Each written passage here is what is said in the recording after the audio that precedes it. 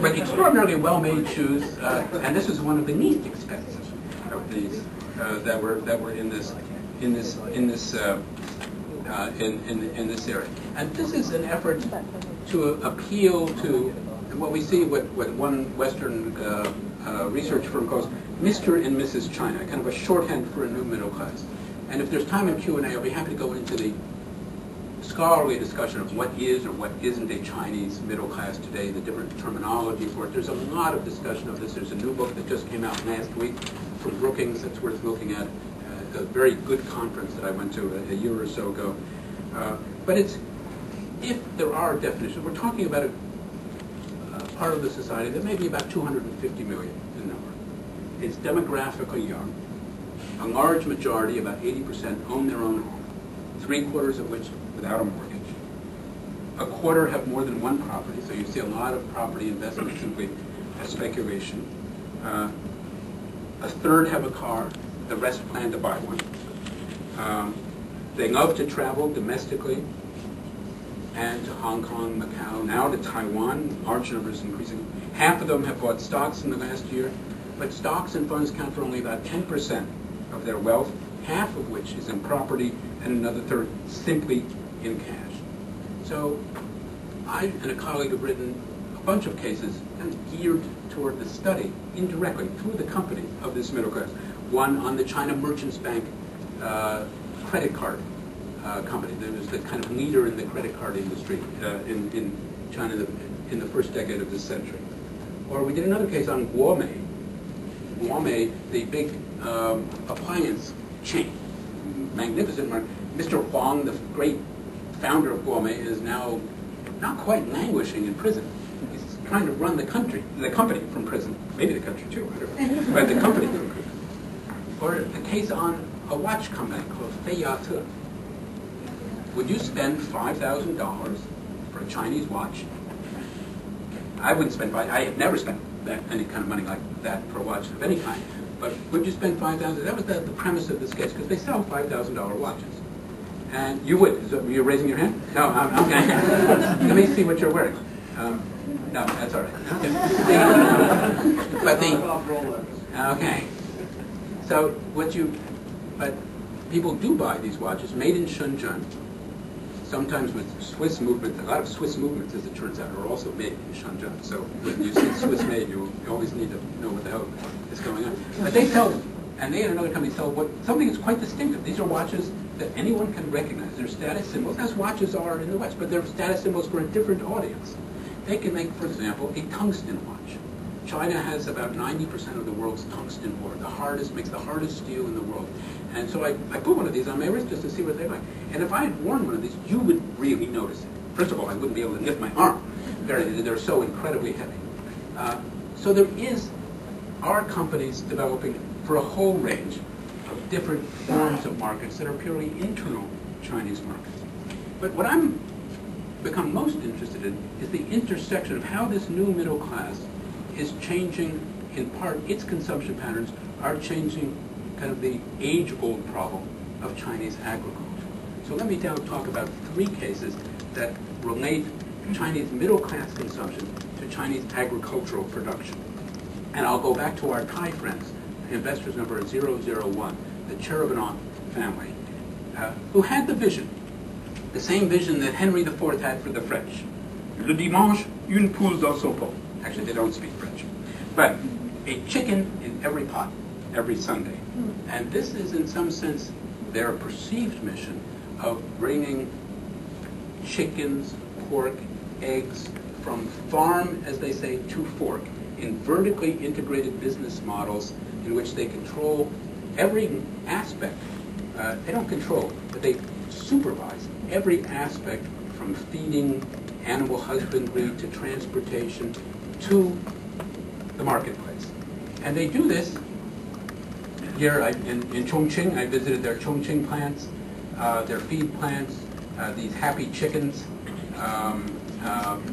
And they go literally from farm into the supermarkets that the CP group, the Zhongda group, controls. They own about half of the 7-Elevens in China, so they distribute them, but they also have their own green area of many supermarkets.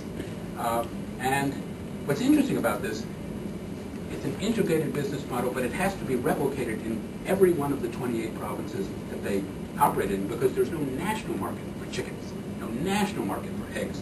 There are local and regional ones. But they make, for example, as you can see, green eggs. Very green eggs. Happy babies. Green eggs. Here are some individually stamped green eggs. You know they're good for you. And in the milk, they make it more digestible.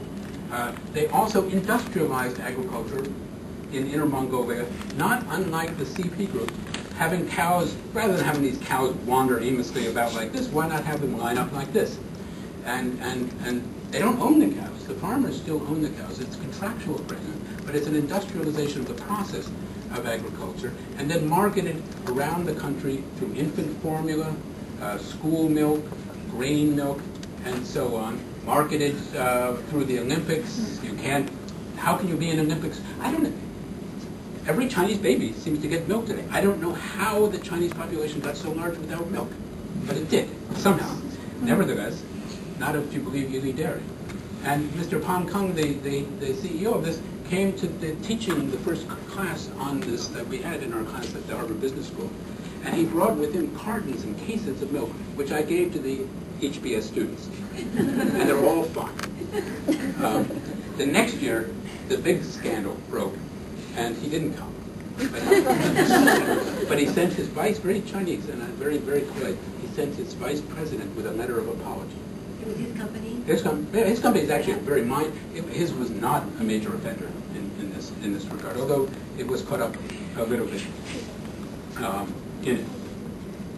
Or let's take the third and last of these cases that I'll talk about before turning to education. And that is the wine industry.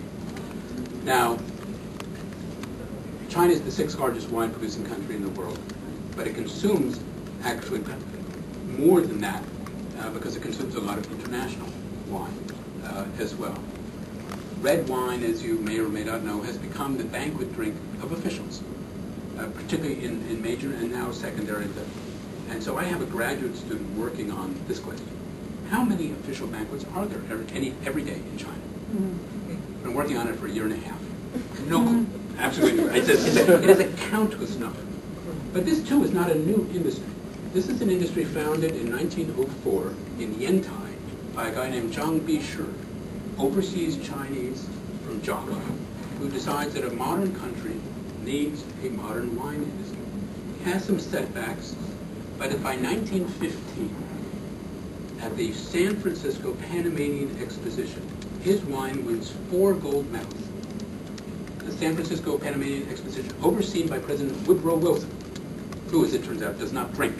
This may have some explanation for the success. But the industry starts off reasonably well, but mostly for Western and, again, incipient Chinese middle-class audiences. It's not a good century, by and large, for those. And by the 50s, it's bankrupt and it's taken over and it's socialized. But even so, every major Chinese leader, Sun Yat-sen goes there and writes some characters. Feng Yuxiang goes there and writes some characters. Mao Zedong goes there in the 1950s and he writes, 中国人应该多喝点葡萄酒. Even though Mao Zedong himself, so Chinese should drink some more red, some grape wine. Mao Zedong himself is really a baijiu guy. But now I did a case on a totally different area in Shanxi province, south of Taiyuan, in this area of yellow soil, magnificent soil for viticulture, where Grace Vineyard is the case. Really the most successful private winery in China today. Now private labeled by the Peninsula Hotel in Hong Kong. You can get it on Cathay Pacific Airlines. It's superb wine, actually reasonably priced compared to some other Chinese wine that isn't as good. And you can just, what you see here is this is a dirt poor area in the Maoist period, forced to grow grain. It has now become remarkably prosperous, both for winemaking, but also for orchards and other things. That the gap between the urban middle class and rural society is growing fast. And I would actually argue something different, that this gap was always huge. you couldn't measure it properly just by income in the Maoist period. Income was not the basic measure of equality and inequality in the Maoist period. In the Maoist period, it could often be a matter of life and death.